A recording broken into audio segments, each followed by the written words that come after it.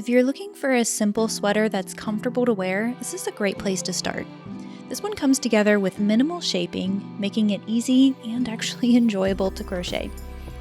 If you're comfortable working with homespun yarn and you know how to half double crochet and slip stitch, you can definitely make this sweater. The step-by-step tutorial is coming up.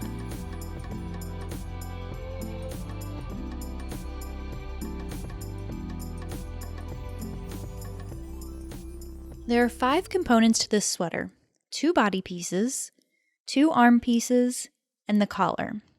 Both the body and arm pieces start with a band of slip stitches and move into a half double crochet section. The collar is worked in just the band stitch pattern. The arm bands and the body bands start out exactly the same. You'll chain 7,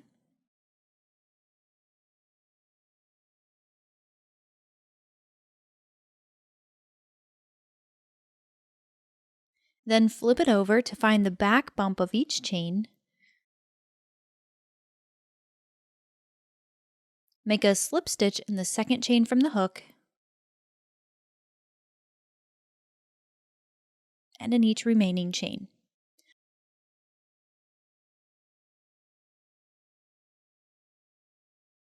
You'll have a total of 6 stitches throughout all 4 bands, both arm pieces, both body pieces.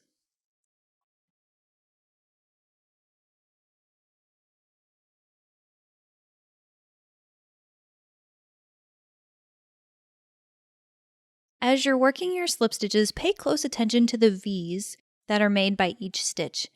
This is how we'll identify where to work the next row of stitches.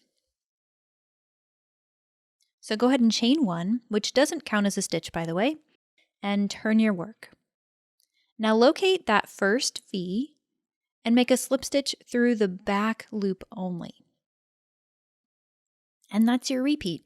Make 1 slip stitch in the back loop of each stitch, for a total of 6 slip stitches in every row.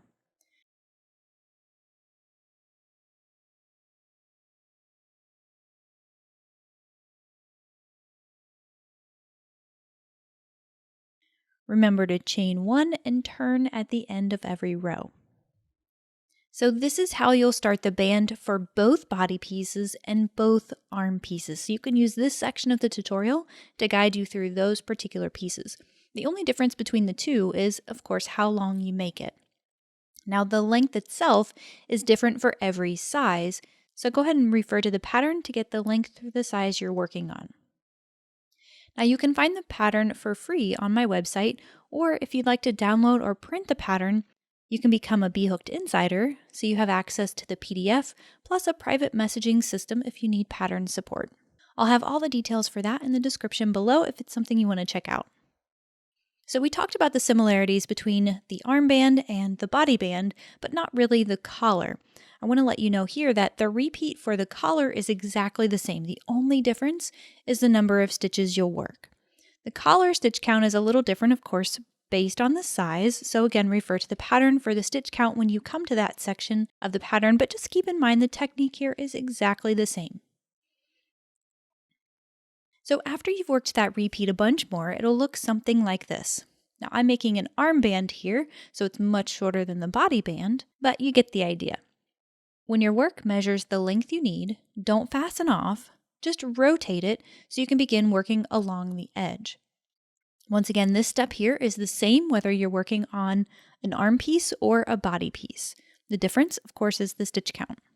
So for this step, chain 1 and evenly space a certain number of half double crochets along the edge. Now the number of stitches you'll work, of course, depend on the size and the piece that you're making, the body or the arm. So go ahead and refer to the pattern to get that information based on the piece that you're working on.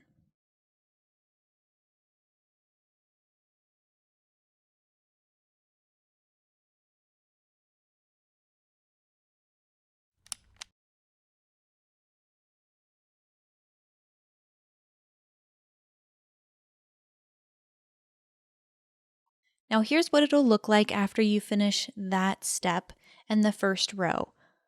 From here, you'll chain 1 and turn. Again, this step is exactly the same whether you're working on the arm piece or the body piece. The chain 1, by the way, doesn't count as a stitch, so you'll half double crochet in the first stitch here. And then continue with 1 half double crochet in each remaining stitch. No increases or decreases here, so your stitch count will stay the same as the previous row.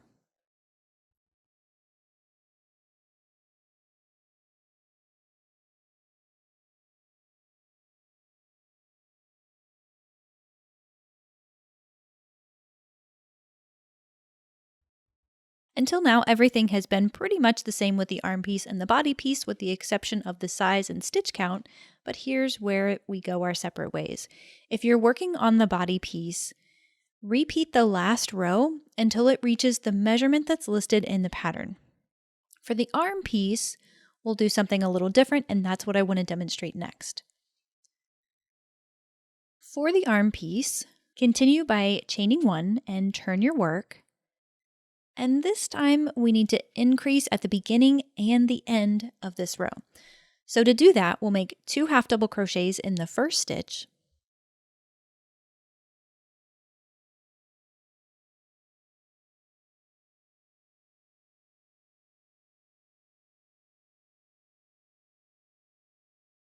And then continue with 1 half double crochet in each stitch until you get to the last one.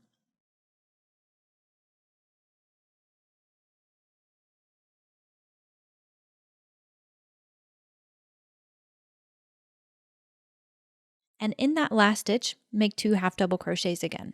That'll increase your stitch count by 2.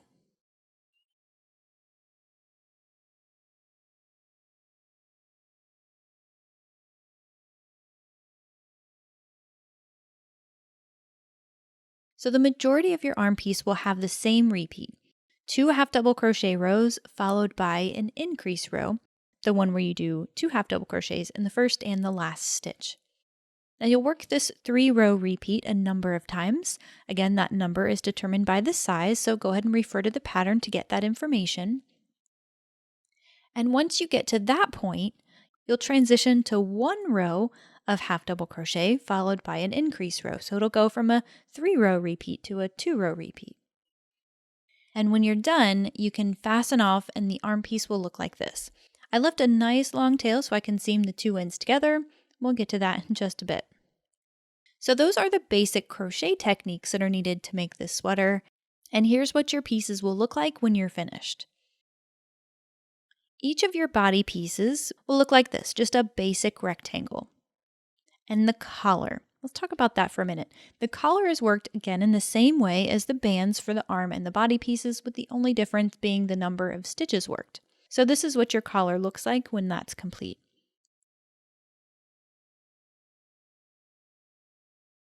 And last but not least, you'll have your 2 arm pieces that have sort of a triangular shape to them. When you have all 5 pieces completed, the next step is the assembly, and this one takes probably more patience than anything. Find a flat surface and lay the 2 body pieces on top of one another with the band along the bottom edge. You can decide which you want to be the right side and the wrong side because they really look the same on both sides. And just make sure you have whatever your determined right side is facing inward for each of the front and back panels. Now for the seaming, I find it best to work a whip stitch. That works really well for me. If you know another technique, you can use whichever method you prefer. So you'll want to stitch along one of the sides until just beyond the halfway point.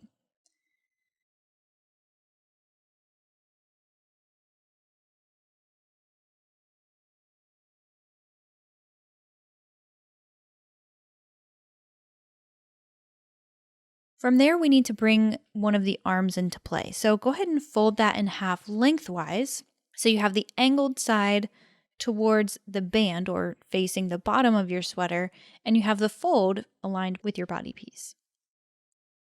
At the arm piece, you'll transition from seaming the 2 body pieces together to seaming 1 body piece to the arm piece. This will make sure you have an opening for your arm to fit through.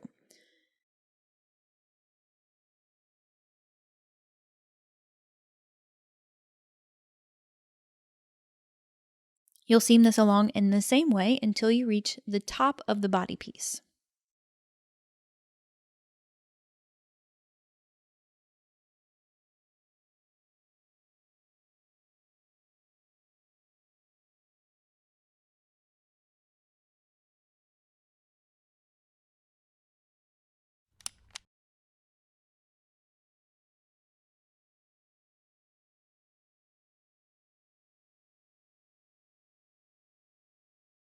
Then flip it so you can seam the arm and the body piece together on the opposite side.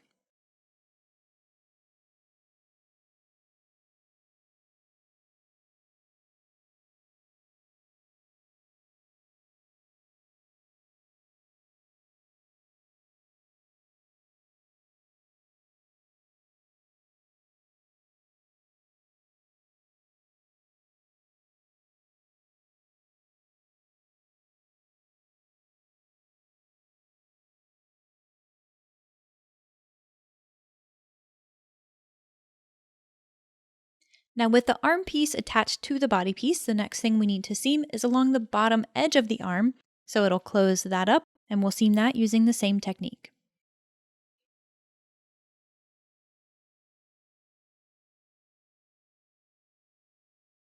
When you finish with that, you'll repeat the previous steps on the opposite side. So you're seaming along the edge, adding the arm piece, and seaming the arm piece closed.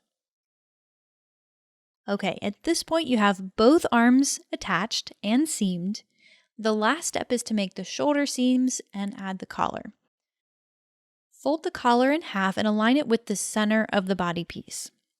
Then just place a marker at each edge of the collar to let you know where to seam to. Now I did this off camera, but you can see my stitch marker here and I'm whip stitching to that point.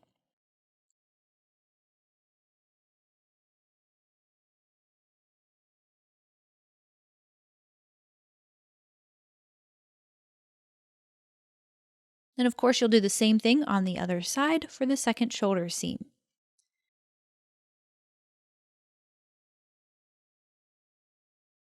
With the shoulder seams finished, align the edge of the collar with the neck opening and whip stitch the collar to the body piece until you reach the opposite shoulder seam.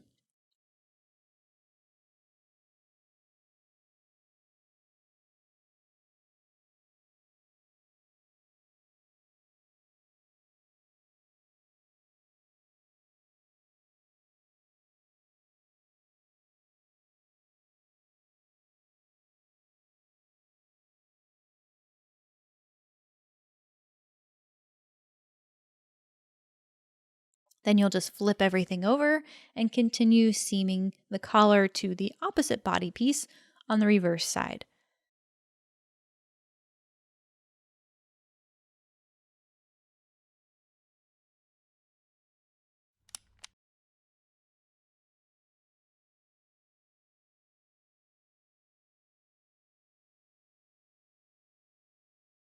When you have it completely sewn in place, the last step is to seam the two ends of the collar together.